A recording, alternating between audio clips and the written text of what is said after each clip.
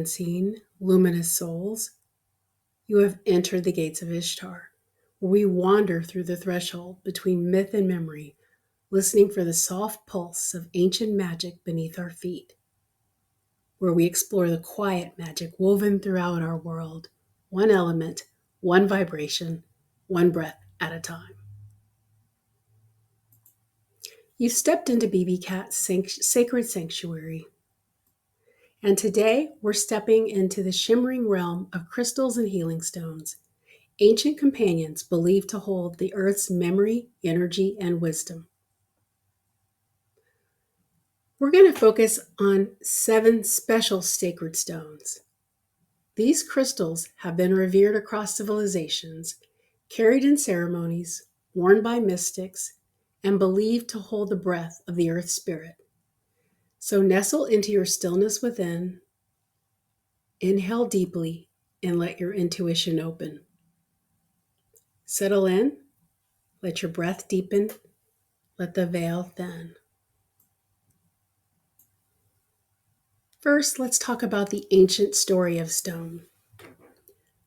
Long before written language, before temples and books, there were stones. Ancient cultures, from the Sumerians to the Egyptians, from the Mayans to the Celts, used crystals in medicine bundles, ceremonial rites, protection rituals, and spiritual attunement. To them, crystals were more than beautiful minerals. They were alive with intention, vessels shaped by the earth's pressure, time, and elemental energy. Today, crystal healing is often seen as a complementary or spiritual practice, not as a replacement for medicine, but its purpose still remains the same: to help us listen, to help us feel, and to help us connect. These stones are the memory of the earth. Crystals are not merely minerals, they are geologic incantations, formed in darkness, under pressure, shaped by molten rivers and the slow heartbeat of the planet. To the ancients, stones were elders, older than language, older than story. They were used in talismans in Mesopotamia, as offerings in Mesoamerica, as protections in ancient China, and as spiritual conduits in Egypt and Greece.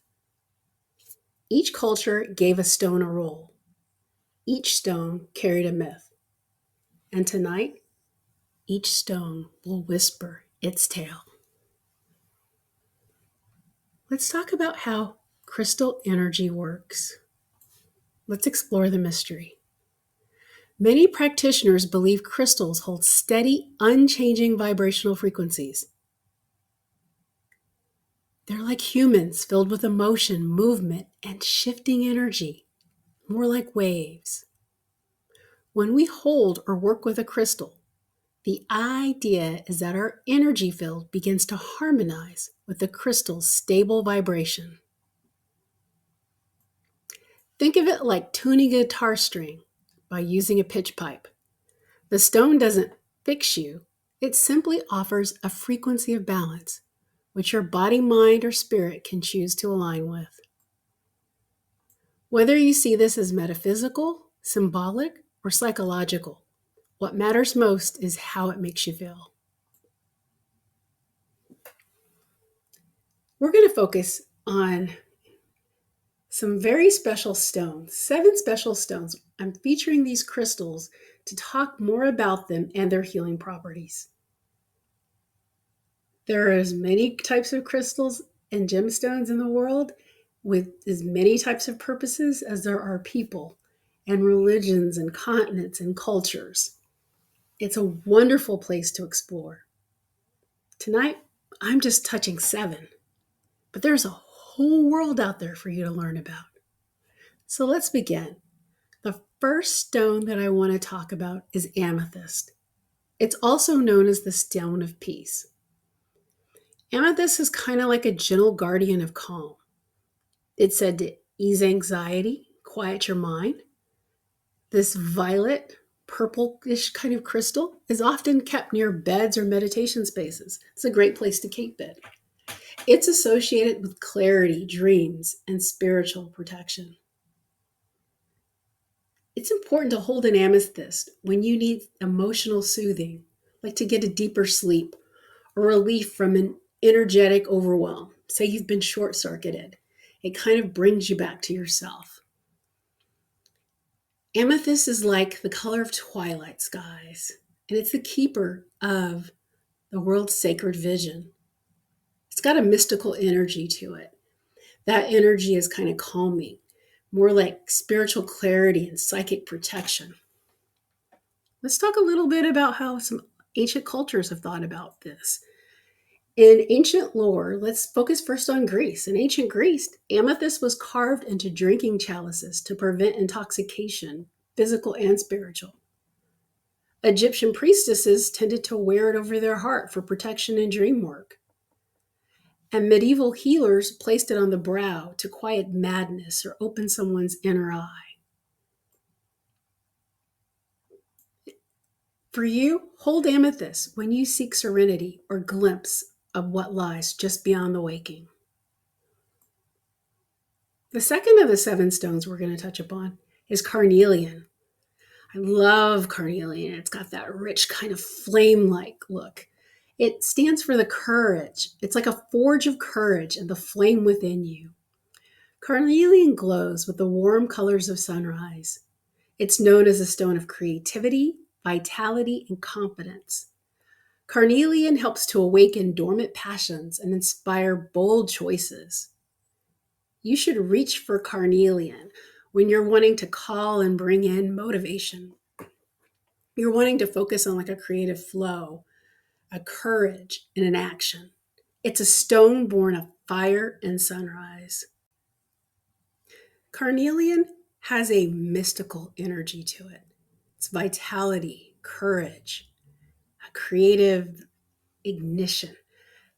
In ancient lore, we focus on Egypt. In ancient Egypt, the warriors tended to wear carnelian around their necks to draw courage from the sun god Ra. And Roman soldiers like to engrave carnelian seals to ensure boldness in battle and clarity in decisions. Artisans in the Indus Valley, they tend to use it in ceremonial jewelry to honor the spark of creation. Carnelian is a flame, a small, steady, eternal flame. It's a perfect stone to call upon when your inner fire dims. The third of the seven stones we're going to touch upon is green Aventurine. Think of it as the path of renewal and the heart healer. It's often called the stone of opportunity. Aventurine carries a soft, abundant vibration to it. It's believed to help release emotional blockages and open the heart to new beginnings. Use it to support emotional healing. It's great for a heart chakra balance. It's also really good for luck and positive growth. And who can't use more luck in their life?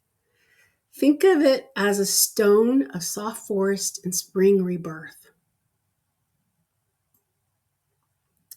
Aventurine brings emotional healing, prosperity, and heart expansion. That's where its mystical energy really sits. Let's talk a little bit about the ancient lore around this green gemstone. In early Tibetan culture, Aventurine was used in statues of the goddess Kuan Yin, symbolizing compassion and mercy. Folklore across Europe saw it as the fairy gambler's stone, believed to tip fate towards fortune. So it sounds like a stone you might want to put in your pocket as you're heading to Vegas. Ancient healers placed it over their chest to soothe grief and renew the heart. This green stone is the stone of a second chance, of doors once closed, now opening. Now let's journey to our fourth of the seventh stone, Lapis Lazuli. This one is a favorite of mine. Think of it as the voice of the divine and the truth speaker. This deep blue stone adorned ancient pharaohs and storytellers alike. It's associated with insight and expression. Lapis is used to strengthen intuition and communication. Call on lapis when seeking honesty in relationship, clarity in decisions, and alignment with your inner voice. It's like a galaxy trapped in stone when you look at it, one of the most beautiful stones, and it makes phenomenal jewelry. The mystical energy around lapis lazuli is truth, intention, intuition, and spiritual insight. The ancient lore around this beautiful blue stones. The Egyptians crushed lapis into powder to paint the god's eyes upon temples' walls. They believed the stone opened heavenly vision. Sumerian priest kings wore lapis amulets for divine authority. The stone adorned burial mast, including that of Tutankhamun, to guide souls through to the afterlife. Lapis encourages us to speak with honesty, to listen with the soul, and to see with ancient eyes. The fifth of the seventh stones that we're going to talk about today is black tourmaline, the earth shield and the guardian. Black tourmaline is the grounded protector. Many believe it absorbs or repels negative energy while reinforcing stability and personal boundaries. Turn to tourmaline when you need grounding, energetic shielding, when you want to create a safe, centered space. It's a stone of boundaries rooted in deep shadow. The mystical energy around this stone is protection, grounding. It's great for transmutation of dense energy. Let's dive a bit into the ancient lore. According to African tribal traditions, black tourmaline was believed to protect against evil spirits and was used in ancestral rites. In medieval Europe, it was placed near doorways to guard against curses and wandering spirits. Shamans in the Amazon use it to anchor themselves during their spiritual journeys. Tourmaline is the guardian at the gate. Hold it and feel the earth draw your fear away like smoke dissolving into night. The sixth of the sacred stones we're going to be talking about tonight is Moonstone. That is the celestial mirror. It's a stone kissed by moonlight. There are a couple of different variations of Moonstone. I really like the one that has the little blue flecks through it. Then there's some that are just kind of cloudy looking. There are some that are more white. It's a stone that has a tremendous amount of variety. The mystical energy around Moonstone, it's intuition and cycles. It's about emotional flow. It tends to be associated with feminine energy. And if you look to the ancient lore, then, and we can talk a little bit about how it was used in ancient India. So Moonstone was considered there a dream fallen from the moon and was used in love rituals and divination. Roman travelers tended to stitch it into clothing as a charm for safe passage under the moon. In Sri Lankan myth, moonstorms formed when moonbeams solidified upon the earth. Moonstone speaks to the tides within us, waxing, waning, revealing, releasing. Moonstones tend to be one of my favorite items for jewelry. I love wearing moonstones. I love giving them as gifts. I've never given a gift of moonstone and had someone not absolutely fall in love with it in all of its variety and beauty. The final stone that we're going to touch upon in our seventh stone is rose quartz. This is a gentle stone. It's like the heart's whisper. It's a stone of unconditional love. You can find rose quartz where it's clear and more see-through, or where it's kind of got a cloudy, milky pink to it. I love all those varieties. It's got a mystical energy about it. It holds compassion, emotional renewal, and gentle empowerment. Let's look a little bit to the ancient lore around rose quartz.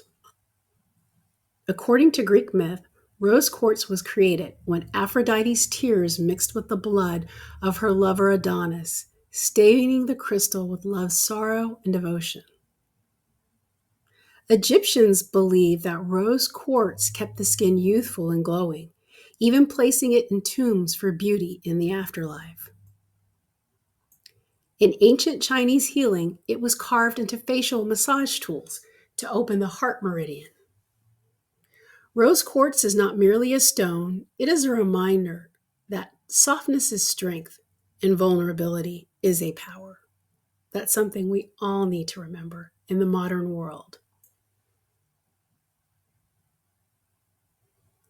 Now that we've talked about these 7 power stones that we focused on tonight, let's take a step back and let's do together a virtual mystical ritual with these 7 stones. We're going to practice together a virtual healing circle with these 7 stones. We're going to visualize them washing over you with their vibrational healing energy. Imagine these stones before you. Lay them in a gentle circle around you, their colors bright as lanterns in the dark. 7 points, 7 ages, 7 energies. Now breathe in. See each stone glowing with its ancient light. Amethyst, the purple dawn of dreams. Carnelian, the red ember of courage. Aventurine, the green breath of renewal. Lapis, the deep blue sky of truth. Tourmaline, your obsidian black of night of protection. Moonstone, a lunar white shimmer on water. And last but not least, rose quartz, your pink heart of compassion. Let their lights weave together about you. You're building a tapestry of earth and spirit. Ask silently, what wisdom do you bring me tonight?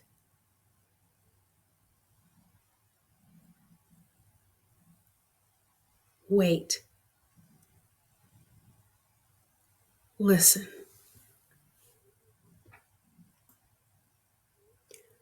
Let the whisper rise.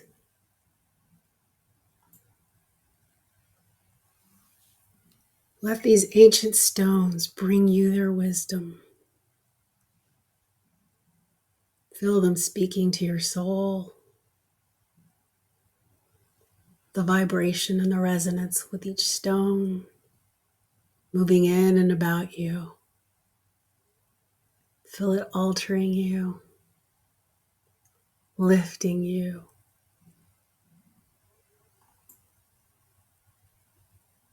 Breathe in and breathe out. Breathing in the vibrational energy and breathing out that which doesn't align. These stones have traveled through civilizations, myths, temples, deserts, oceans, and somehow they found their way to you.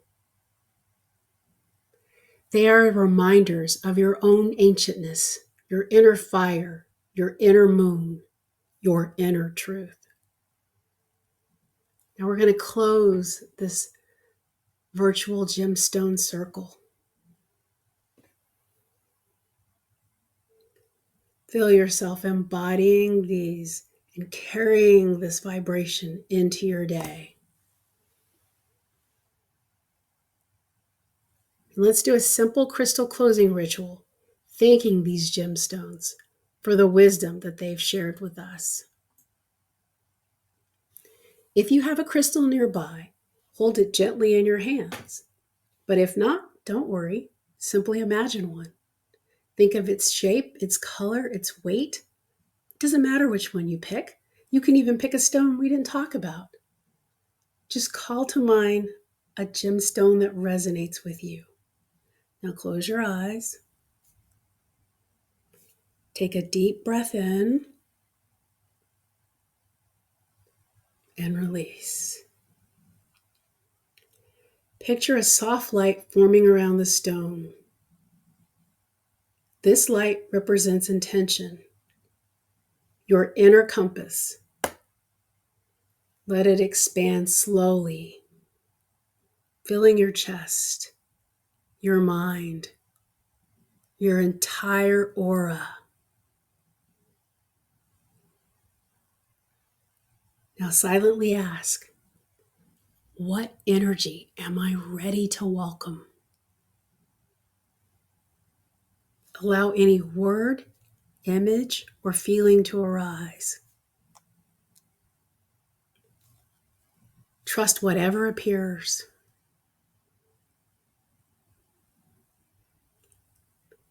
Take one more breath and let the energy settle into you. And be prepared for the stone to continue speaking to you even after this session together in the sanctuary. A few final thoughts in closing. Crystals aren't here to replace your strength. They're here to remind you of it. Whether you see them as energetic allies or symbolic tools, their real magic comes from the mindful moments they inspire. Thank you for joining us on this luminous journey into crystal healing. If this episode resonated with you, share it with someone who might need a spark of Earth's gentle wisdom today. Until next time, may your path be bright, and may the stones whisper their secrets when you listen.